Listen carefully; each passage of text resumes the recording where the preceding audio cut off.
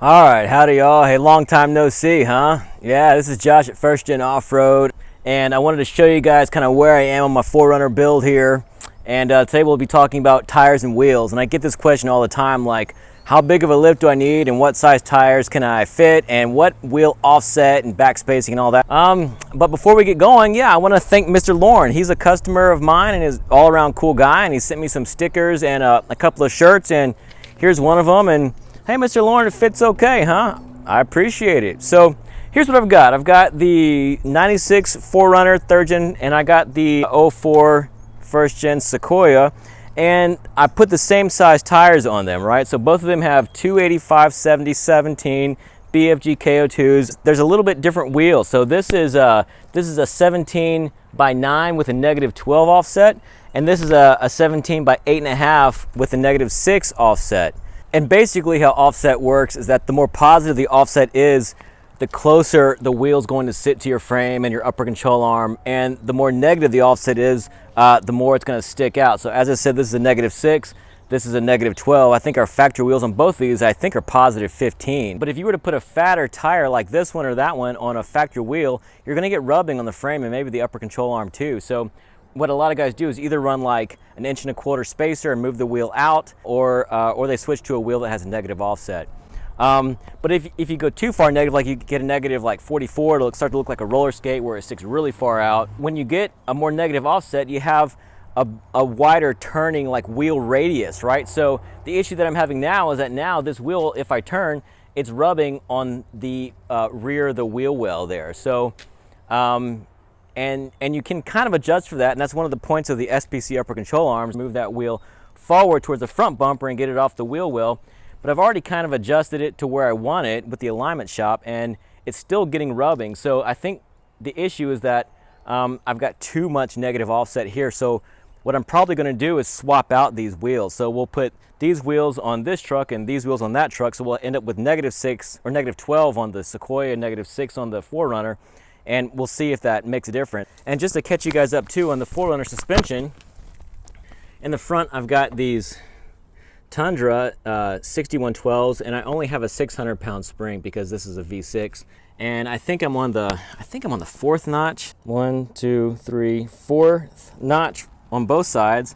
And on the driver's side, because of the driver's side lean, I have this little, I don't know if you can see it, right there, I have a little 1/4" shim spacer. This 1/4" spacer will give the IFS 4Runner, Tacoma, Sequoia, Tundra a 1/4" spacer will actually give you a 1/2 inch of actual lift. That 1/4" spacer took care of the driver's side lean, and that way I've preloaded the springs equally on both sides. And I don't know, I think that makes sense. Safety first, y'all.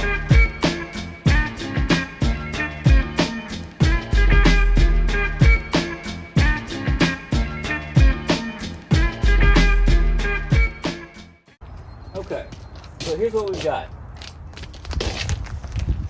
This is the tire and wheel that I just took off the Sequoia, a 17" by 8.5" wheel, and it's on a 285/70/17 tire, so just shy of a 33. It's like a 32.8. The factory was a +15, so so as I mentioned earlier, the more positive your offset is, the closer it's going to move that wheel to the frame and to the upper control arm. And then the more negative it is, that it's going to move it, the more it's going to come out. So this is a -6 measured in millimeters, so it is 21 millimeters further out than our factory wheel.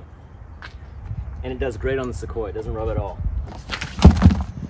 And this one on the 4Runner that I just took off the 4Runner is a 17/9, and it's got a -12 offset, so it sits 27 millimeters farther out than the factory wheel. So a little over an inch. This is a -12, they have -18, will be even farther out. -44 is even farther out. And the other thing I want to say is this. There are two different kinds of lug nuts that you might come across. If you're running a factory wheel, you need a factory hub-centric lug nut.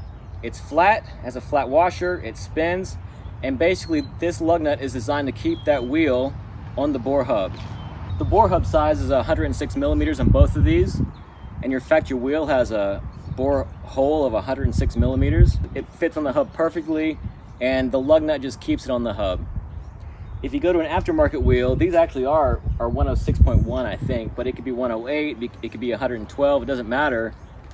A lug-centric nut has this slant to it, right? You see the difference.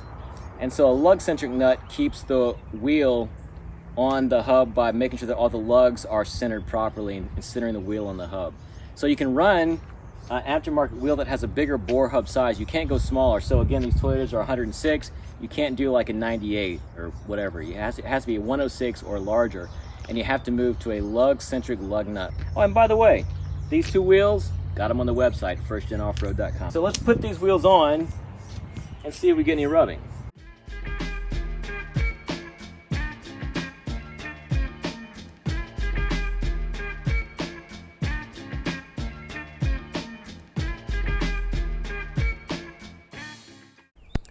All right, so here we are. I ran out of daylight, so I finished it up. This is a few days later, actually, but so now I've got fuel Onzas on. -6 offset instead of -12, so 6 millimeters closer to the frame and to the truck. That's what the -12s are looking like on the Sequoia. So taking it for a spin, yeah, it's pretty cool. Going from a 17 by 9 inch wheel with a -12 offset to a 17 by 8.5 with a -6 really has taken a lot of the rub out. So I don't really get any rubbing on the frame or on the wheel well in drive. I still get a lot of rub when I'm going in reverse. And you can see where it's rubbing there. So the other thing, I have these SPC arms and they're set in position A, which is maximum positive caster, and I'm actually going to turn that all the way to G, which is negative caster. So, and again, my whole goal really, or one of my goals, is to keep the running boards on for now. Eventually it's going to be sliders, but for right now we're going to keep the running boards on. So I'm going to try and move the whole wheel assembly that way towards the front bumper a little bit. And how I'm going to do that is by adjusting my SPC upper control arms. So let's take some before measurements. Right now, if we measure from the edge of the steps to the tire, I would say probably 2 1/4 inches.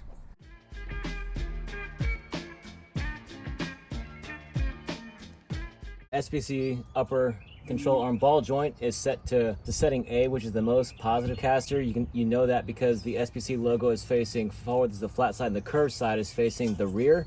I'm going to rotate this ball joint 180 degrees, and that'll be setting G, which is most negative caster. It may be too negative, but we'll see how it handles when we're all said and done. This nut is torqued to 150 pounds, so you might need a breaker bar or something to get that off. All right, let's see if I can give it enough oomph to get this thing off.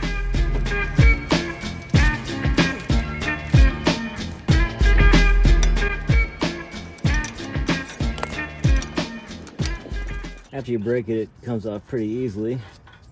So we'll pull the nut off and the washer off.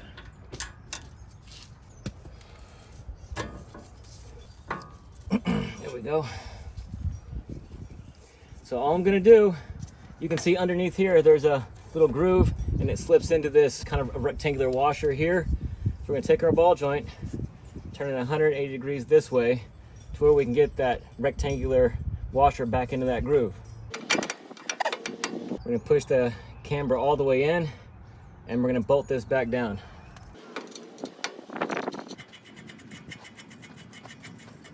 So I've got my torque wrench set to 150 pounds.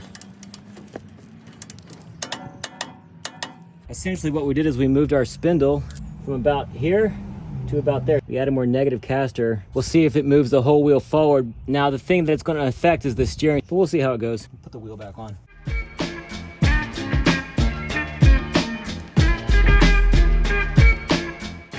All right, so I think before we were at around 2 1/4 inches. These wheels are almost perfectly straight. Right now we're right at about, I would say 2 3/4, maybe, yeah, about 2 3/4 inches. So it looks like we pushed the wheel forward by about a 1/2 inch, which doesn't sound like much, but I think that's gonna be all we need. So let's take it for a spin and see how it handles.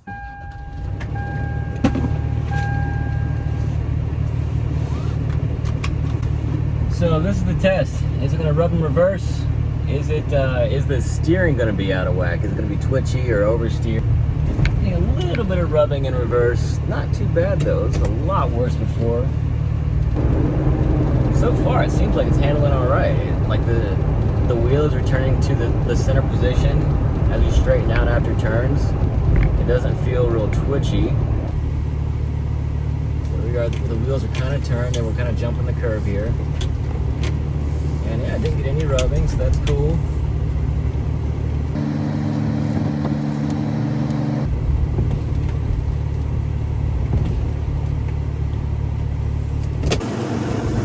So, yeah, as you can see, we're kind of stuffing the suspension a little bit there. There's still quite a bit of room between the tire and the rear of the wheel well there. So that's cool.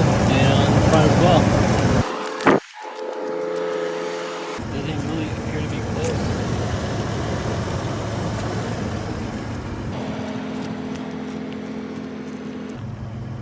I think we found our answer.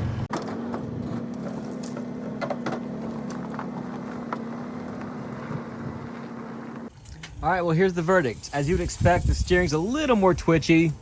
There is a slight more propensity for oversteering, but I would say it's not interfering with how it drives or handles. I took it up to highway speeds. It's not drifting all over the place. It's doing actually fine. I'm still getting rubbing in reverse. It's slight. You can see right there, so I'm probably just gonna cut this off. That's right where it's rubbing, and I think we'll be good.